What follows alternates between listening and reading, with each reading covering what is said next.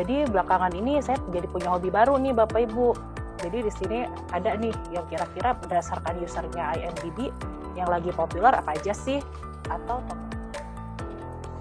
kali ini saya akan mempresentasikan dashboard sales forecast. Saya ingin melihat bagaimana sih kalau sales di forecast tanpa faktor eksternal, dan yang sebelah kanan ini saya forecast dengan faktor eksternal.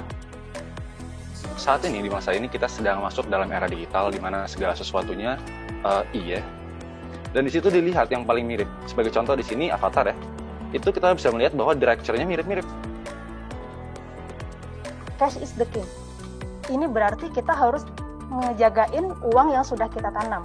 Misalnya di bond portfolio, obligasi, ternyata saya sudah menanam di 7 dengan total uang yang sudah saya tanamkan sebesar 0,5 miliar. Sekali lagi ini bukan uang saya.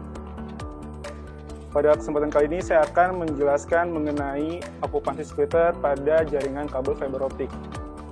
Baik, sebagai contoh, tim teknisi akan melihat Interactive Maps ini ada request untuk berlangganan di daerah Cipulir.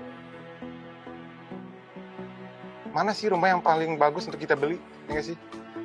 Nah, hasil nilai ini saya dapatkan dari mana? Ini saya dapatkan dari hasil forecasting menggunakan machine learning time series terhadap data kenaikan harga rumah di masa lalu. Memakai data yang ada secara baik kemudian bisa menghasilkan prediksi. Akhirnya di sini kita sepakat bahwa kita akan menggunakan model T-Bats untuk melakukan forecasting nantinya. Di sepeda itu sendiri, biasanya kita ada beberapa komponen tambahan yang berguna untuk mengukur performa si pesepeda. Kemudian kita coba prediksi, kira-kira bisa nggak nih variabel lain ini mempredik kenaikan power. Kalau kita lihat lebih detail dari 4 data ini, kita bisa lihat kalau si pesepeda ini mampu mempertahankan kekuatan 190 watt ini selama kurang lebih sekitar 60 menit.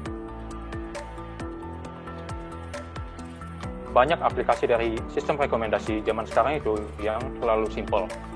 Tinggal kita tekan tombol predict, maka akan muncul 25 item teratas yang bisa kita rekomendasikan kepada user. Dan masih banyak orang yang belum bisa mematuhi PSBB ini. Detektor ini juga memiliki kelebihan lain.